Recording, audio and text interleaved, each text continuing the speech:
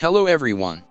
I'm going to show you how you can be able to create an anamorphic lens flares effect in DaVinci Resolve. Let's get started. As you can see here, I've already selected a clip for this example. Now what we gonna do is go to color page, and then create a new serial node by pressing Option or Alt plus S, and then go to the Effects tab. From here search for glow, and then apply this effect to this new serial node. And then from here, we have to increase the amount of the HV ratio to the maximum. Then increase the amount of the gain to the maximum.